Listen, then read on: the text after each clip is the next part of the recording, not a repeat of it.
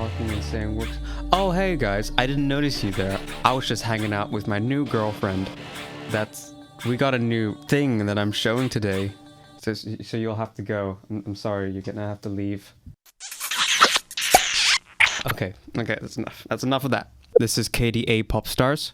Kida, if that's how you pronounce it. The music video for the massively popular Legions of Legends. And we're gonna cover this project.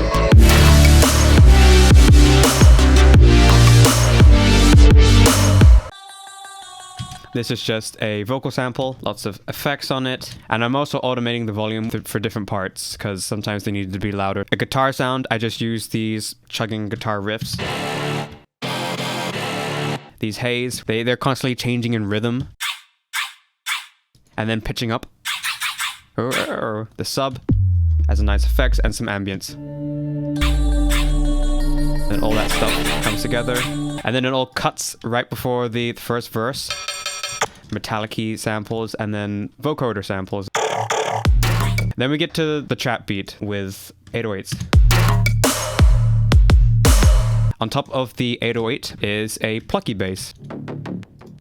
Another sort of bass hit.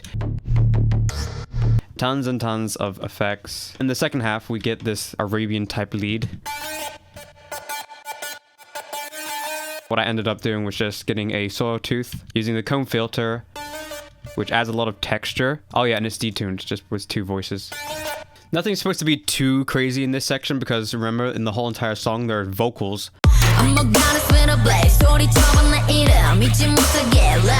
The rest of the track is really just supporting for these vocals. Here we go, break. Okay, I started off with this bass line, which is also going to be reused again for the drop. Sawtooth, detuned, with a low pass. The bass line is a little interesting. It could have just been 4 notes, but they decided to spice it up. 80s styled chords. There's like a slow envelope on the filter. Then plucks underneath.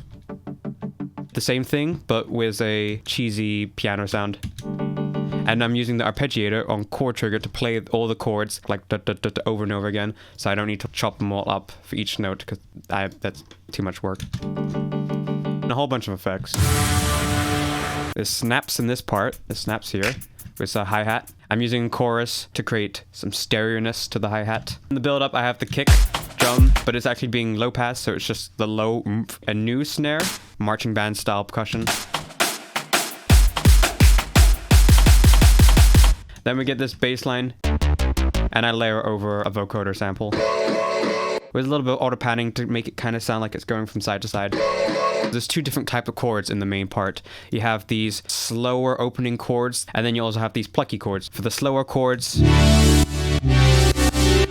detuned sawtooth with a slow opening filter, dimension to make it more stereo, some sound. There's an additional filter added on afterwards. Tons of effects. This is the plucky one, layered over with the respace. Getting a nice kick, and then EQing it. There's a lot of layers. Extra transient. This is also big transient. This is more for the tail and ambience of the snare. It has these bass parts. So if you've seen my video on how to make virtual right bass, I use the same technique. In the second half of the drop, that lead comes back along with the vocal samples. And this little bleepy laser thing. Extra added samples like this. These little snare parts. And then it has this break, this bass break. And then this is the trap part. It's a new snare this time, a little bit higher. First snare, there's a little more body to it. And then the new snare. And it also alternates. The 4th snare that you're expecting is actually this alternative snare. Later gets pitched down. Some claps added in there. And little percussion stuff. Quick snares, fills and weird stuff. Hi-hats. This weird synth, I had no idea really how to make it, so I just kind of started doing random stuff. Let's mute all this. Yeah, it sounds pretty bad. You get this crazy weird sound, but then I low pass it. I'm gonna turn on the light. I just think it's too some reverb. High passing it. we go back into the break. And then it's the drop all over again.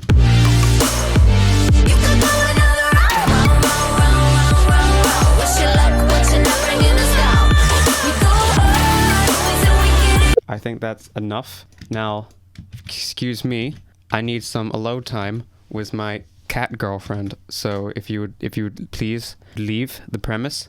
Thank you for watching. If you support me on Patreon, thank you. That's awesome. And I will see you next time, whenever that is. I don't know, because I'm gonna be busy. You can, oh wait, no, not November.